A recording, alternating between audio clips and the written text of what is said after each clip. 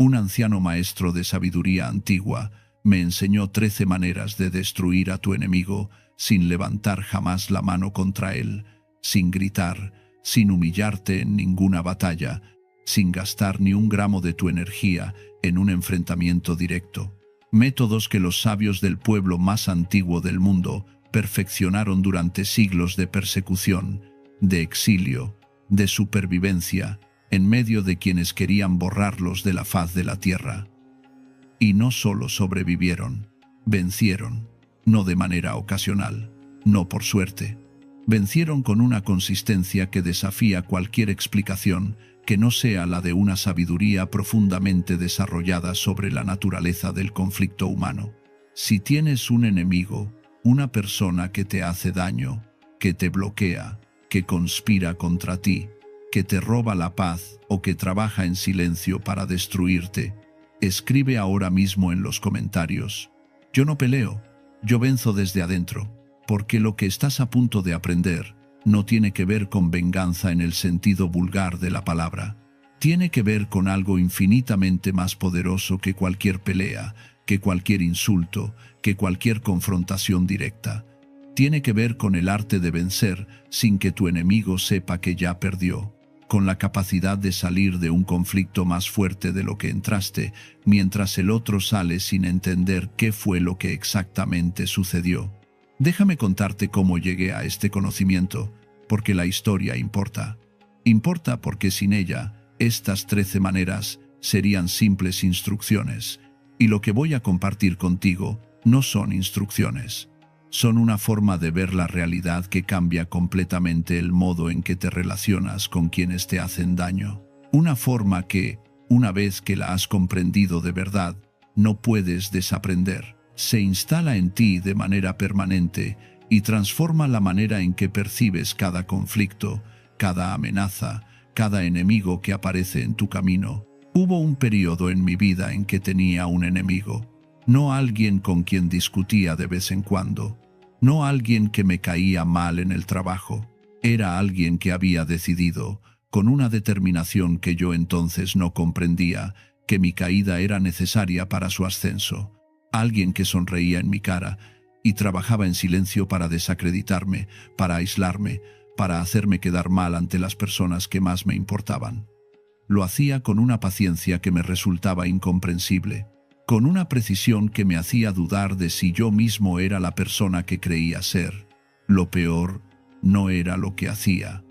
Lo peor era lo que me hacía sentir, la rabia constante, la obsesión de pensar en él cada vez que intentaba dormir, la energía que desperdiciaba en imaginar conversaciones donde yo ganaba, en planear respuestas perfectas que nunca llegaba a dar, en construir argumentos brillantes que nadie escucharía jamás. Me estaba destruyendo a mí mismo mucho más eficientemente de lo que él jamás habría podido hacerlo desde afuera.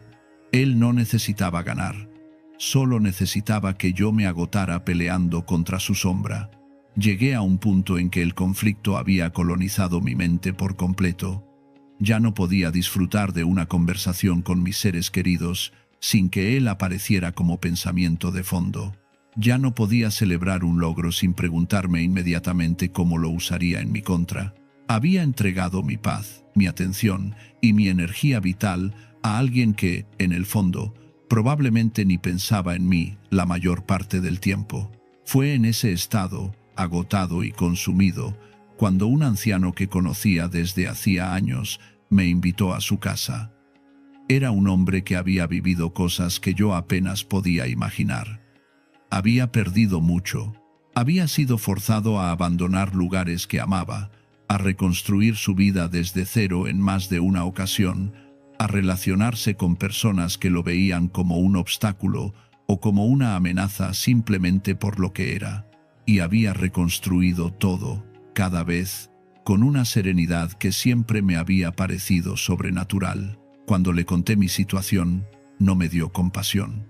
No me dijo que mi enemigo era un malvado o que yo tenía razón. Me miró con esa calma que solo existe en quienes han sufrido de verdad y han elegido conscientemente no dejarse destruir por el sufrimiento. Y me dijo algo que nunca he olvidado. Me dijo: Los maestros de los que desciendo aprendieron hace miles de años que la pelea directa es el regalo más grande que le puedes dar a tu enemigo. Porque cuando peleas, gastas. Y cuando gastas lo suficiente, caes. Pero si nunca peleas, nunca gastas. Y si nunca gastas, nunca caes. El verdadero arte no es destruir al enemigo, es sobrevivirlo. Es crecer mientras él se consume en el conflicto que él mismo inició.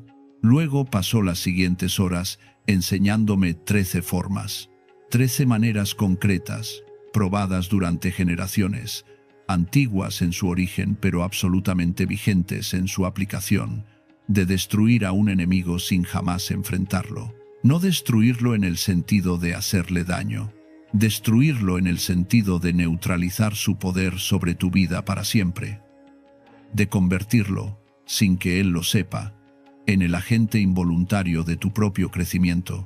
Esto es lo que me enseñó. La primera manera es conocer a tu enemigo mejor de lo que él se conoce a sí mismo. Esto puede sonar extraño al principio, incluso contradictorio. ¿Por qué querrías invertir tiempo y atención en conocer profundamente a alguien que te hace daño? ¿No sería mejor ignorarlo, alejarte, protegerte? La respuesta que me dio el anciano fue simple y devastadora en su precisión. Porque todo enemigo, sin excepción, actúa desde un lugar de miedo o de carencia. Nadie que está genuinamente completo, genuinamente seguro de sí mismo, genuinamente en paz consigo mismo y con su lugar en el mundo, dedica su energía a destruir a otro.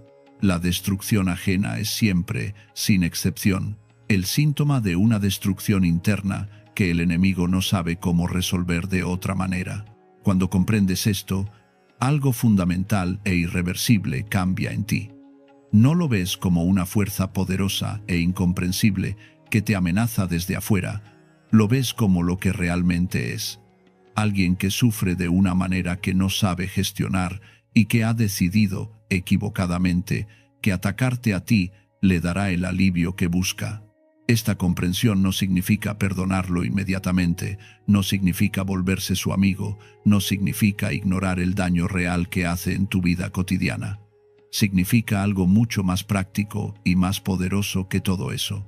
Significa quitarle el pedestal de poder que tu mente le había construido inconscientemente.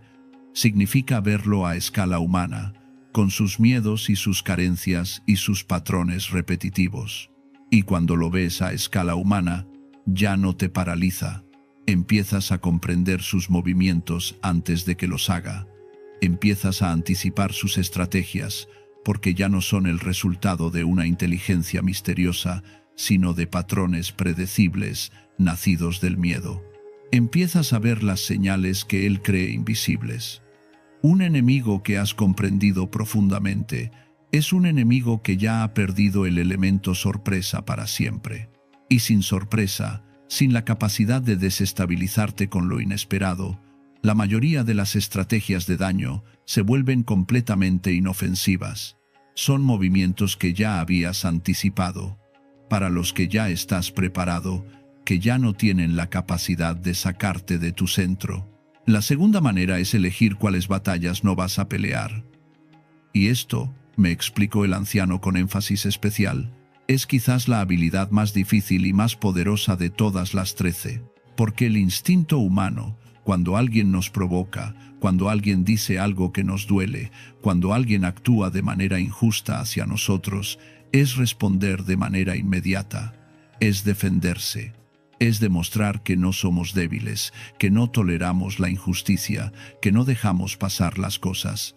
Y ese instinto, aunque completamente comprensible y en muchos contextos incluso honorable, es exactamente la trampa que tu enemigo ha tendido para ti con mayor cuidado. Cada vez que respondes a una provocación menor, gastas energía que necesitarás más tarde.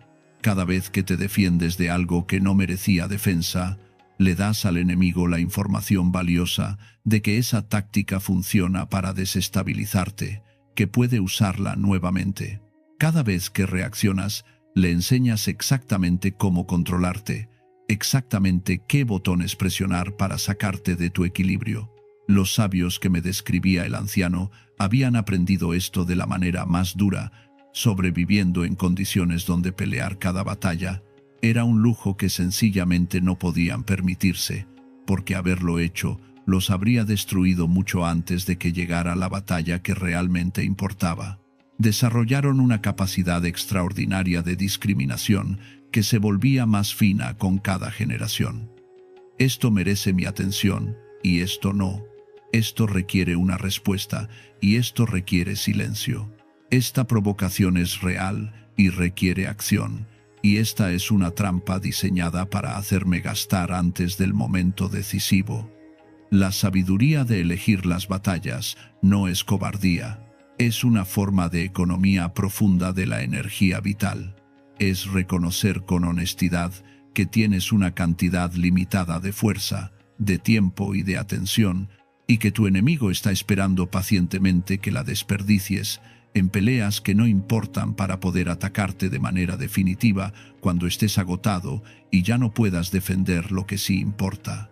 La tercera manera es hablar menos de lo que sabes. El anciano me lo explicó con una imagen que nunca he podido sacarme de la mente, una imagen tan simple y tan precisa que la recuerdo con la misma nitidez de aquel día. Me dijo que un pozo cuya profundidad nadie conoce genera respeto instintivo y precaución natural en quien se acerca.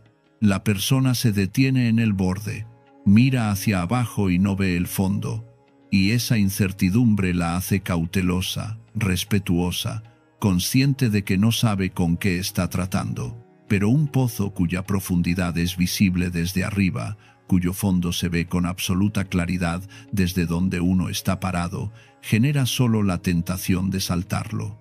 Lo que se comprende completamente deja de generar respeto. Cuando hablas demasiado, cuando defiendes tus posiciones con más palabras de las necesarias, cuando explicas tus planes antes de ejecutarlos, cuando compartes tus emociones y tus miedos y tus dudas con personas que no se han ganado ese privilegio, estás mostrando el fondo de tu pozo. Y un enemigo que sabe exactamente cómo te sientes en este momento, exactamente qué estás planeando hacer, exactamente qué te duele con más intensidad y exactamente qué escenario te da más miedo, tiene un mapa completo y detallado de cómo destruirte de la manera más eficiente posible. No necesita adivinar, no necesita explorar. Tú mismo le entregaste la información. El silencio estratégico no es ausencia de inteligencia ni de opinión.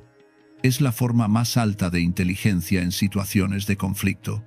Responder con brevedad cuando la situación no requiere más. Compartir solo lo necesario con cada persona según lo que esa persona se ha ganado conocer. Mantener una capa deliberada de misterio sobre tus movimientos, tus emociones, tus planes y tus vulnerabilidades. Esto no solo confunde al enemigo y le quita la información que necesita para atacarte con precisión, sino que construye alrededor de ti una reputación de profundidad y de control interno que en sí misma es protectora. La gente, incluyendo a tus enemigos, no ataca con confianza lo que no comprende completamente. Esta es una verdad antigua que la naturaleza humana garantiza que seguirá siendo verdad siempre. La cuarta manera es construir alianzas antes de necesitarlas. Esta me tomó más tiempo comprenderla en su totalidad que cualquiera de las otras, porque requiere una visión a largo plazo que en los momentos de conflicto agudo es difícil de mantener. El anciano me explicó con paciencia que los enemigos más peligrosos y más exitosos del mundo no vencen solos. Vencen porque en el momento crucial, en el momento donde todo se decide, descubren que tienen aliados dispuestos a ayudarlos y tú no tienes a nadie, que cuando necesitas apoyo, estás solo, que cuando necesitas que alguien hable bien de ti en un momento decisivo, nadie lo hace porque nadie te conoce lo suficiente o nadie siente la deuda de reciprocidad necesaria para dar ese paso. La sabiduría que él me transmitía enseñaba que la red de relaciones genuinas que construyes pacientemente en tiempos de calma y de paz es tu armadura más sólida en tiempos de conflicto. No porque esas relaciones existan para ser usadas como herramientas, sino porque las relaciones reales, construidas sobre reciprocidad genuina, sobre ayuda sin expectativa inmediata de retorno, sobre interés honesto en el bienestar del otro, crean naturalmente un ecosistema humano donde la persona que intenta dañarte encuentra resistencia en todas partes sin entender de dónde viene esa resistencia. Tu enemigo necesita aislarte para vencerte. Necesita que estés solo, que tu voz sea la única que hable por ti, que no haya nadie más en el campo cuando llegue el momento decisivo. Si no puede aislarte, si cada movimiento que hace encuentra a alguien que te conoce y que habla por ti y que ofrece una perspectiva diferente, su capacidad de hacerte daño real y duradero se reduce de manera dramática. Así que la cuarta manera de destruir a un enemigo sin pelear es invertir tiempo y energía real, genuina, consistente, no superficial ni oportunista, en construir relaciones verdaderas con las personas de tu entorno. No para usarlas en el futuro, para que cuando el futuro llegue, existan. La quinta manera es convertir cada ataque en tu mejor publicidad. Esto me lo explicó el anciano con una claridad que en el momento me dejó sin palabras y que con el tiempo he comprobado repetidamente que es exacta. Me dijo que cuando un enemigo te ataca públicamente, comete un error fundamental e irreparable si tú tienes la sabiduría de responder de la manera correcta. Porque si respondes con dignidad, con inteligencia, con la calma de alguien que sabe quién es y no necesita probarlo gritando, sin bajar al nivel del ataque, sin ensuciarte en el barro donde él quiere que pelees, lo que el mundo observa no es el conflicto. Lo que el mundo ve con absoluta claridad es el contraste. Ve a una persona que ataca con rabia o con mezquindad y ve a otra persona que responde con clase y con control. Y ese contraste habla siempre más alto, más claro y más durablemente que cualquier argumento que puedas construir en tu defensa. Los sabios de los que hablaba habían sobrevivido siglos enteros de ataques, de persecuciones, de intentos de destrucción sistemática, precisamente porque habían aprendido de manera profunda que el modo en que respondes a la agresión define completamente la percepción que el mundo construye sobre ti. Cada vez que respondían con dignidad y con inteligencia a la crueldad que se les dirigía, la crueldad misma, por el simple contraste que creaba, los hacía más admirables, más creíbles y más respetables a los ojos de todos los que observaban. Tu enemigo cree genuinamente que atacándote te está dañando. Lo que no sabe es que si tú tienes la sabiduría de responder de manera correcta, cada ataque que lanza es en realidad una invitación al mundo entero a verte bajo una luz favorable que tú solo nunca habrías podido crear con el mismo impacto. La sexta manera es cultivar la excelencia real en lo que haces. Esta es, posiblemente, la más simple de enunciar de todas las 13 y también, en su profundidad, la más duradera en sus efectos. El anciano me la explicó de una manera que no dejaba espacio para la interpretación ambigua. Un enemigo puede atacar tu reputación con rumores y con medias verdades. Puede atacar tu carácter con insinuaciones que son difíciles de refutar, precisamente porque no son completamente falsas.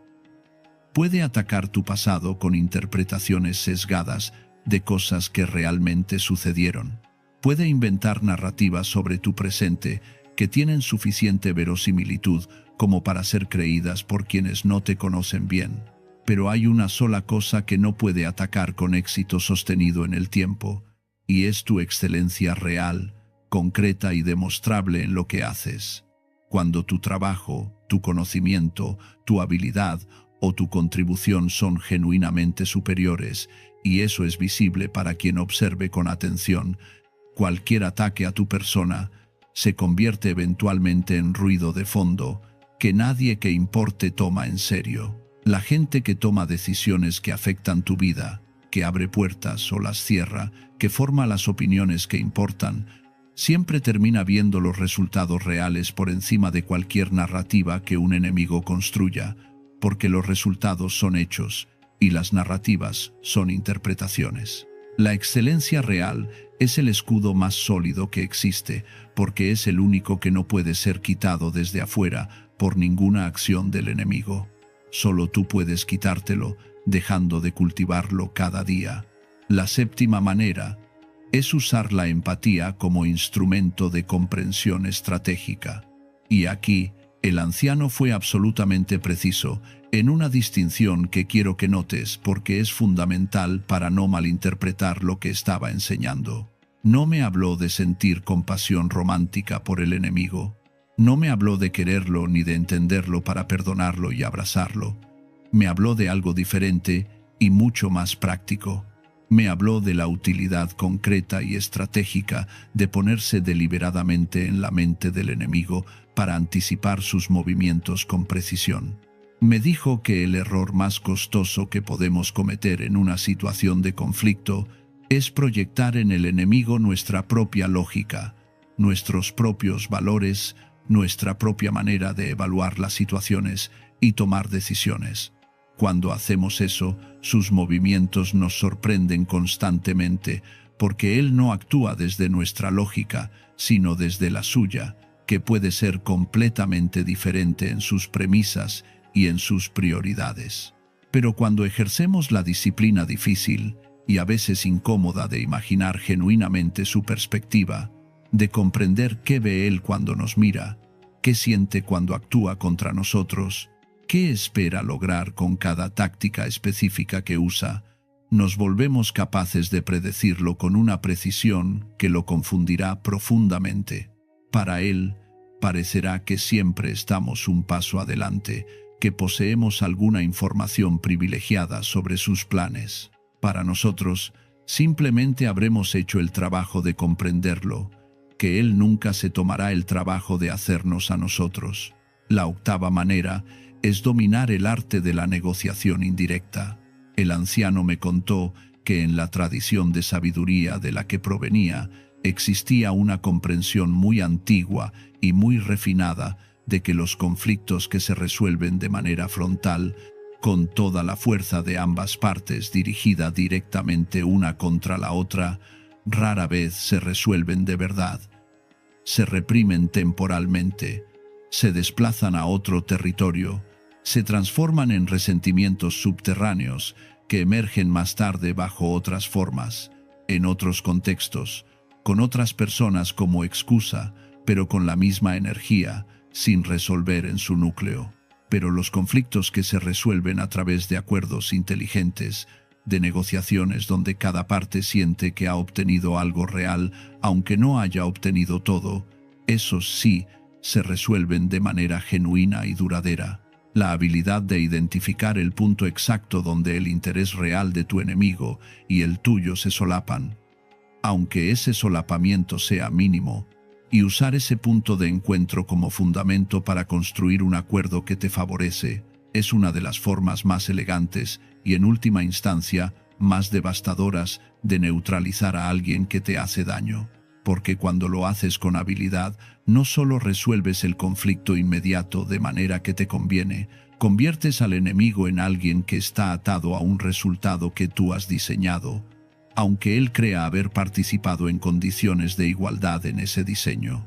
La novena manera es pedir ayuda cuando la necesitas, sin vergüenza y sin hesitación. Esto chocó con algo profundamente arraigado en mí, cuando el anciano me lo presentó como una de las 13 maneras. Yo tenía la convicción, construida durante años de una cultura que equipara la autosuficiencia con la fortaleza, de que pedir ayuda en medio de un conflicto era mostrar debilidad al enemigo, era admitir que no tenías suficientes recursos propios para enfrentarlo.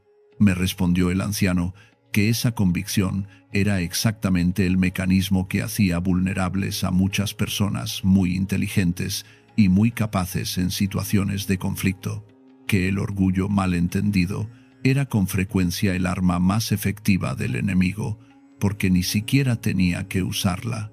La víctima la usaba contra sí misma.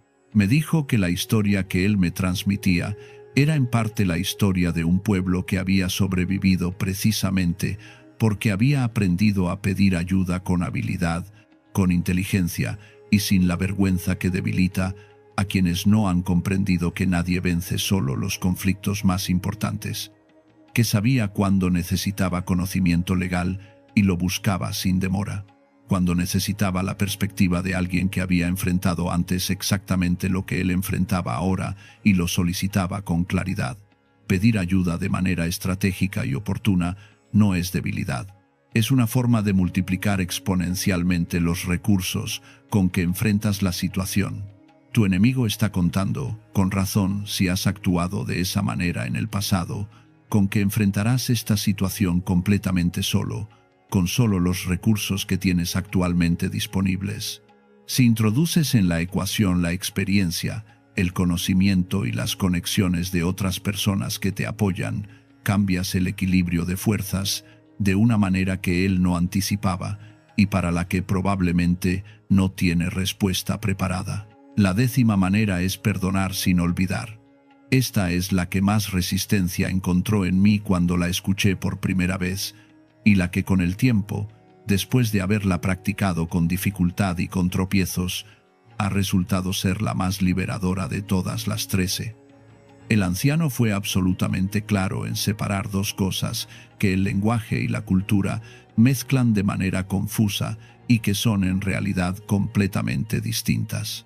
El perdón no es la eliminación del recuerdo de lo que ocurrió, no es la negación del daño real que se te infligió, no es la invitación implícita a quien te dañó a que regrese y lo haga nuevamente, porque no habrá consecuencias. El perdón es algo mucho más personal, mucho más interno, mucho más tuyo que todo eso. Es una decisión privada de soltar el peso de la rabia sostenida en el tiempo, porque ese peso, con una certeza absoluta, te aplasta a ti y no a tu enemigo. Tu enemigo probablemente duerme razonablemente bien por las noches, ocupado en sus propios asuntos, sin dedicar a tu conflicto ni la mitad de la energía que tú le dedicas. Tú eres el que no duerme, el que rumia, el que pierde meses y años de energía vital cargando un resentimiento que consume tu presente y envenena tu capacidad de disfrutar lo que tienes. La sabiduría antigua que me transmitía el anciano entendía el perdón no como un regalo generoso al enemigo, no como un acto moral elevado que beneficia al otro, sino como una liberación propia absolutamente práctica. Como el acto de cortar una cuerda que te ata al pasado y te impide moverte con la ligereza y la velocidad que el presente y el futuro requieren de ti. Perdonar sin olvidar significa exactamente eso, soltar la rabia mientras conservas la información. Liberarte del peso emocional mientras mantienes intacta la sabiduría que el conflicto te ha dado sobre esa persona y sobre ti mismo. La 11ª manera es transformar el conflicto en crecimiento personal. Me explicó el anciano que uno de los patrones más consistentes que había observado a lo largo de su larga vida y que había encontrado también en las historias de quienes le habían enseñado a él, era que las personas que habían pasado por conflictos graves y los habían gestionado con sabiduría, emergían de esas experiencias notablemente más fuertes, más inteligentes, más capaces y más profundas que quienes habían vivido vidas relativamente protegidas de la adversidad. Que el conflicto gestionado de la manera correcta es uno de los más potentes aceleradores del desarrollo personal que existen, porque te obliga a desarrollar capacidades que en tiempos tranquilos y cómodos no habrías tenido ningún incentivo para desarrollar. Te obliga a conocerte de una manera que solo la presión real produce. Te obliga a identificar tus límites reales, tus puntos ciegos, tus reacciones automáticas que no te sirven y que en tiempos sin conflicto nunca habrías tenido razón de examinar. Te obliga a desarrollar paciencia, estrategia, control emocional y capacidad de visión a largo plazo. Te obliga a clarificar con una precisión que no admite ambigüedad qué valoras realmente cuando estás bajo presión y qué era solo lo que creías valorar cuando todo era fácil. Un enemigo que te persigue con consistencia puede ser, sin pretenderlo ni saberlo, el agente que te forza a convertirte en una versión de ti mismo que sin esa presión jamás habrías tenido la necesidad ni la motivación de alcanzar. Esto no justifica su comportamiento, pero te da una manera real y concreta de extraer valor duradero de una situación dolorosa. La 12ª manera es establecer límites con tal claridad que el daño se vuelva estructuralmente imposible. Esto me lo explicó de manera muy concreta y muy práctica, sin adornos ni metáforas, porque es una de las maneras que requiere acción más específica y menos abstracta. Dijo que muchos conflictos se prolongan innecesariamente, consumiendo años de energía de la persona que está siendo dañada, precisamente porque esa persona no ha definido con suficiente claridad y suficiente consistencia lo que está dispuesta a tolerar y lo que no, que esa zona de ambigüedad, ese territorio donde no queda claro qué consecuencias tendrá la siguiente agresión, es exactamente el espacio en el que los enemigos operan con mayor comodidad y mayor eficacia. Cuando los límites son suficientemente claros, suficientemente explícitos en su enunciación y suficientemente consistentes en su aplicación, la mayoría de los ataques sencillamente no encuentran dónde aterrizar. No porque el enemigo se haya convertido en una mejor persona, sino porque el costo de continuar la agresión se vuelve demasiado alto para él en comparación con el beneficio que obtiene. Un límite real no es una amenaza emocional ni una declaración de guerra que escala el conflicto. Es una descripción precisa, enunciada con calma y sin rabia, de lo que harás y lo que no harás, de lo que aceptarás y lo que no aceptarás, sostenida con una consistencia que no tiene excepciones. La consistencia es absolutamente la clave, porque un límite que cedes una sola vez bajo presión suficiente deja de ser un límite. Se convierte en una negociación. Y en una negociación de poder, quien tiene menos que perder en ese momento específico, gana. La 13ª manera, la última y la más profunda que me enseñó el anciano aquella tarde, la que contiene en sí misma el fundamento sobre el que todas las otras 12 se construyen, es esta. Recuerda en todo momento que tú controlas tus reacciones y que ese control es el único poder real y verdadero que existe en cualquier conflicto humano. Esto sonaba deceptivamente simple cuando lo escuché por primera vez. Me tomó tiempo y experiencia y errores y momentos de haber actuado desde la reacción automática y haber visto las consecuencias, entender que era en realidad la síntesis de todo lo demás, porque todas las otras 12 maneras son expresiones concretas y específicas de esta verdad central. Conocer al enemigo es el resultado de una reacción consciente de curiosidad en lugar de una reacción automática de pánico o de rabia. Elegir las batallas es una reacción deliberada y estratégica en lugar de una reacción automática e instintiva. Hablar menos es una reacción de silencio consciente en lugar de una reacción defensiva y reflexiva. Construir alianzas es una reacción de inversión paciente en lugar de una reacción de aislamiento asustado. Todas ellas son variaciones del mismo principio fundamental.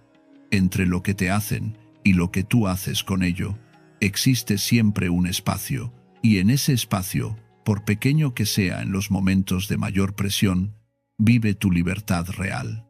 El anciano me dijo algo que todavía hoy, en cualquier momento difícil, me sirve como ancla cuando siento que la reacción automática está a punto de tomar el control. Me dijo con una calma que solo puede venir de haber comprendido algo de manera verdaderamente profunda. Tu enemigo tiene poder sobre tu vida única y exclusivamente en la medida exacta en que tus reacciones automáticas le otorgan ese poder. Cada vez que reaccionas de manera impulsiva, de manera emocional no gestionada, de manera irreflexiva, le estás entregando voluntariamente las riendas de tu propio comportamiento. Le estás dando el control. Pero cada vez que te detienes, aunque sea un segundo, aunque sea en medio del dolor o de la rabia más intensa, y eliges conscientemente cómo responder en lugar de reaccionar automáticamente, esas riendas vuelven a ti. Y cuando las riendas son genuinamente tuyas, eres libre. Y cuando eres libre de esa manera, no hay enemigo que pueda destruirte, porque la única destrucción real y duradera siempre viene desde adentro. Esto no significa que la vida sea fácil ni que los conflictos no duelan. No significa que las injusticias que otros cometen contra nosotros no sean reales, ni que sus consecuencias no sean serias. No significa que debamos fingir que no sentimos lo que sentimos. Significa que entre el estímulo y la respuesta existe un espacio, y que en ese espacio vive el poder más importante que cualquier ser humano puede cultivar: el poder de elegir conscientemente quién quiere ser en ese momento, independientemente de lo que el otro haga. Lo que el anciano me enseñó aquella tarde no fue un conjunto de trucos o de tácticas para derrotar a alguien en una disputa. Fue una manera completa y coherente de relacionarse con el conflicto, con los enemigos, con el daño que otros nos infligen y con la propia energía vital que tenemos disponible para responder a todo eso. Una manera que entiende con profundidad que la victoria más importante y más duradera no se ve desde afuera, no se anuncia, no se celebra con aplausos ni con testigos. Sucede adentro, en silencio, en el momento específico en que te das cuenta de que la persona que alguna vez te quitaba el sueño, que colonizaba tus pensamientos, que te robaba la paz y la alegría, ya no tiene ese poder sobre ti. Cuando puedes pensar en ella sin rabia, cuando puedes encontrarla en un pasillo sin sentir que necesitas prepararte para una batalla, cuando comprendes de manera verdadera, no intelectual sino vivida, que lo que ella hacía siempre fue sobre ella, sobre sus miedos y sus carencias, y nunca realmente sobre ti. Ese es el momento en que has ganado, no cuando la has vencido, cuando la has trascendido completamente. Esta sabiduría que compartí contigo hoy no tiene un único dueño ni pertenece a una sola tradición. Pertenece a todos los que alguna vez tuvieron un enemigo y eligieron no destruirse en el proceso de enfrentarlo. A todos los que aprendieron que la verdadera fuerza no hace ruido, que la victoria real no necesita testigos, que destruir a un enemigo sin pelear no es un acto de debilidad ni de sumisión, sino el más alto ejercicio de inteligencia, de paciencia y de dominio propio que un ser humano puede practicar en las circunstancias más difíciles de su vida. Si esta sabiduría resonó en ti y quieres continuar recibiendo este tipo de conocimiento antiguo aplicado a los desafíos reales de la vida de hoy, suscríbete a este canal y activa la campana de notificaciones para no perderte ningún video.